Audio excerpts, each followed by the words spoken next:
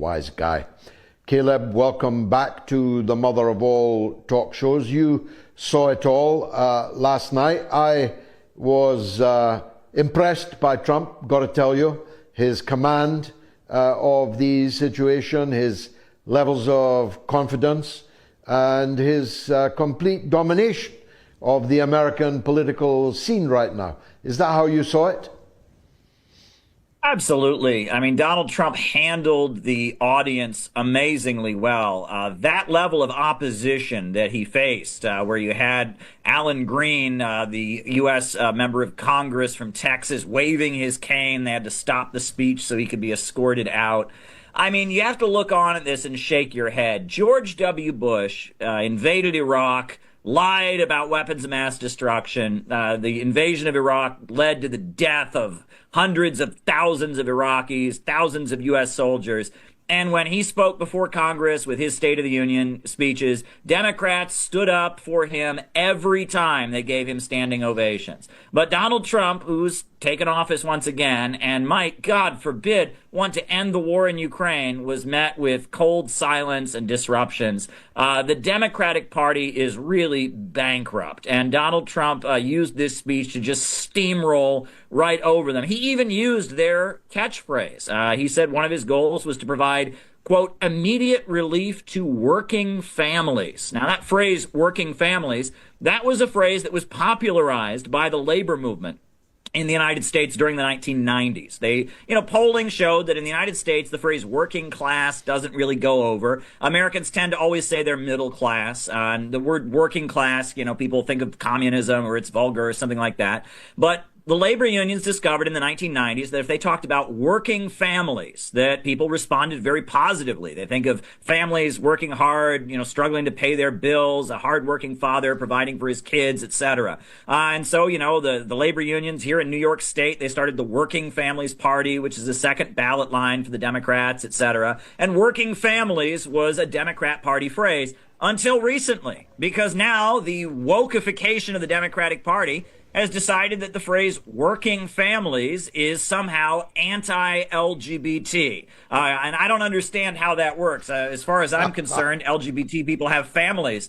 So I don't know where they're getting this from, but the Democrats are no longer talking about working families. So Donald Trump usurped one of their key phrases. This was an epic victory for Trump. I will say I have my concerns about some of what he said, but as far as a political victory, it was a knockout in one round. Yeah, I mean, we're looking at this as professional observers and analysts, not commenting on the values that lay behind the speech or even the specifics of the speech. But as a matter of political theatre and the kinetics of political power, what you and I are both agreeing on simply cannot be denied, that Trump is the man in charge.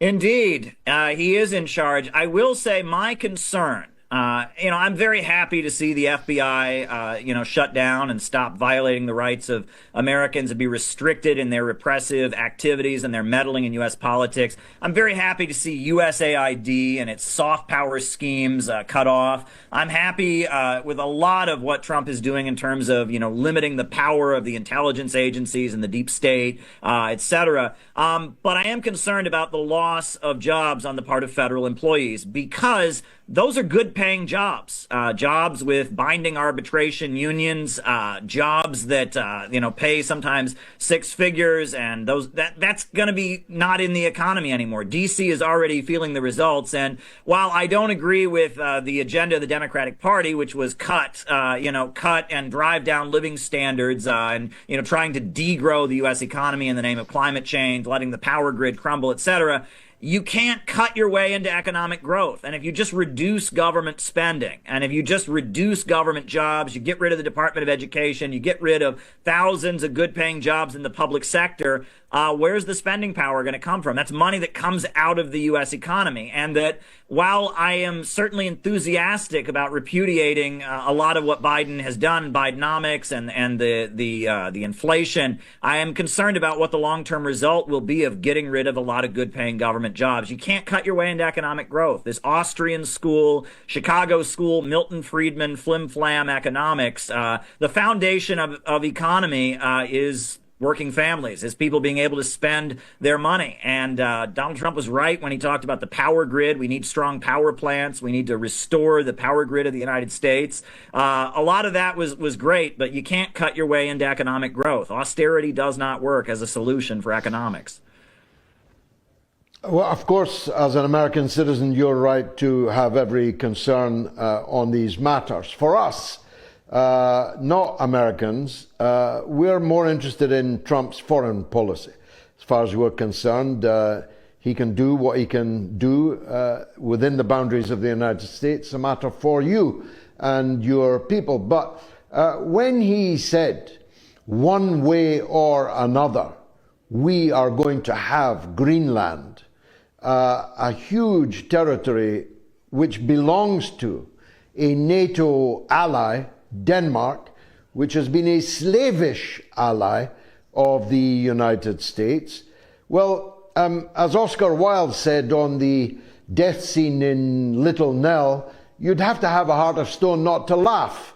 I laugh when I see Trump and the Canadians, Trump and the Danes at each other's throats, knocking lumps out of each other, because for me it says the empire is falling apart. How does that look to you? Well, I think when it really gets down to it, we have to understand that Trump's election was a repudiation of the Atlanticist wing of American politics. The old money rooted in New England that is tied in with Britain, and you talk about the Rhodes Scholar Program, the Round Table Group, the Atlantic Council, the Council on Foreign Relations.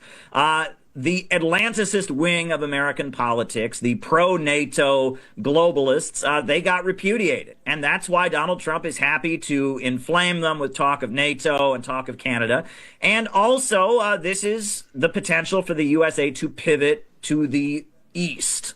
And there's been talk for a long time of a bridge connecting Alaska to the Russian Far East over the Bering Sea, and Trump wanting to restore relations with Russia with the ongoing talks in Istanbul.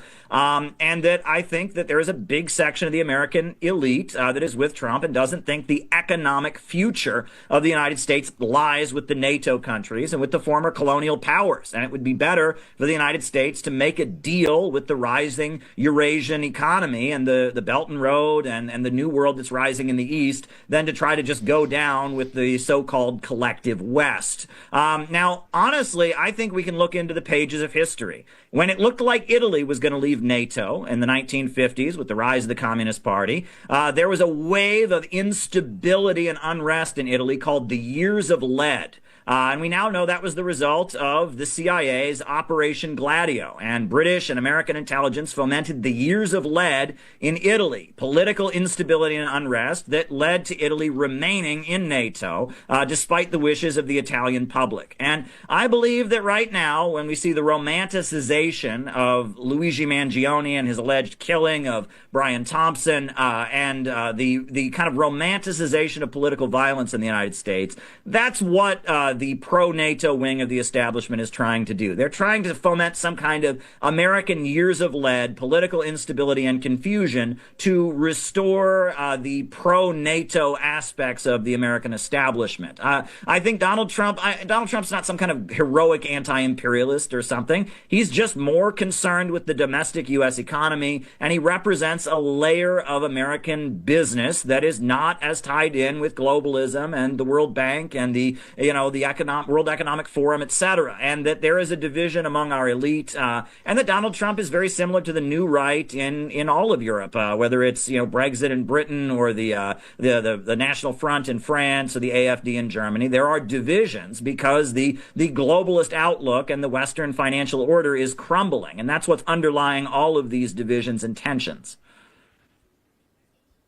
Let's turn to the big enchilada, Caleb. The rapprochement with Russia, talks in Istanbul following on the talks in Riyadh, restoration of diplomatic relations, hotlines re-established, back on, plans for more talks, plans for summit meetings, even a plan to perhaps reopen the Nord Stream pipeline as a partnership between Russia and the United States, though the German Chancellor has just said he'll do everything he can to stop that. Quite amazing, really. The thorn in the eye, or the potential bone in the throat of all of this is Zelensky. He seems to me in a kind of schizophrenic stance. I mean, I looked at my phone there to see if it had changed in the last hour, because an hour ago broke the news that he was, after all, prepared to negotiate with Russia. Seems like an hourly oscillation that's going on. What's really happening, do you think? Well, I was outside the White House while Zelensky was inside, and I saw with my own eyes how politically bankrupt Zelensky is, because Ukrainian television was outside the White House as well, and they had less than 10 people there, but they were gathering them all around the camera to make it look like their reporter was in a crowd of thousands of people. It was the most disgusting display of propaganda staging that I've ever seen. Meanwhile, there was a local D.C. man who was confronting them and saying, why don't we give the teachers a raise? Why all this money for Ukraine? And, you know, the mainstream media that doesn't like Trump and wants to continue the Ukraine war, they've been showing these demonstrations of Ukrainians in the United States. And you have to ask yourself, you know, it's worth pointing out, all of those Ukrainian young men that are at those demonstrations, they're all draft dodgers. Why would they be in the United States and not on the front lines in Ukraine if they're in the United States? If these guys are so enthusiastic for their country and they just want to continue the war, why are they here avoiding military service as every last Ukrainian man is being dragged off the streets? So Zelensky doesn't want an election because he would lose, because he ran for office on a peace platform and delivered the opposite. Zelensky is bankrupt. Trump's base is laughing at the political smackdown he received inside the White House. So I think that it is only a matter of time before a deal is signed. I will say I'm anxious to see it happen. I really like a lot of what I'm hearing, but it ain't over till it's over, as they say. And the Ukrainiacs, that's what I call them, the Ukrainiacs, the one of them tried to kill Donald Trump, you'll recall, during the election, an individual, an American who'd fought in Ukraine, called himself Ryan Roth or whatever, and he tried to kill Donald Trump. And the Ukrainiacs are fanatical, and they're bloodthirsty, and they are determined to keep this war going. So my concern is I want to see this war brought to an end, and I want to see it end as fast as we can. And words are nice, but we need to see some action. You can't judge Donald Trump, any politician really, but especially Trump. You can't judge him by what they say. You have to judge him by what they do. So when this war is over, when a peace treaty is signed, when U.S.-Russia relations are back at a normal, healthy place as they should be, I will feel much better, and so will the majority of the American people. Public opinion has never been in favor of a military adventure and investing America's hopes and dreams into the Ukrainian battlefields. That has never been where the American people are at. Now, J.D. Vance, who, quite impressive, I think, he's talking a lot about freedom of expression, freedom of speech. It contradicts what they're doing in the American universities on Palestine, of course. But he seems to be sincere, if you can park that issue. So when can we see RT, Radio Sputnik, back on the air in the United States? Is there any possibility of that? Well, we can only hope. Sanctions are the issue there. Certain sanctions were placed on RT. and those sanctions would have to be lifted. And rumors go around about those sanctions being lifted and such, but I can't confirm anything. I just hear rumors, just like anybody else. But I'm hopeful. I'm hopeful that RT and Sputnik are back functioning at full capacity in the United States. That would certainly be a victory, because there's all kinds of foreign media in the United States. So why should Russia be excluded? Why doesn't Russia have the right to do it just like any other country? Obviously, we're hoping that should change. J.D. Vance's words are very biting, because this is the old dog chasing its tail. Well, we have to get rid of our freedom because there's these bad people out there that want to take away our freedom. So we have to take away our freedom to make sure the bad people don't, get enough influence and popularity that they'll take our freedom away. This is the old Cold War argument. It's very silly, and J.D. Vance sees through it and has called it out very effectively. If we're truly for Western liberal democratic values, we should let people speak even if we disagree with them. Caleb Maupin, always a pleasure to see you. Thanks for joining us on the mother of all talk shows. Let's take a break, and then it's your calls all the way up to Gayatri's social media roundup. Stay tuned.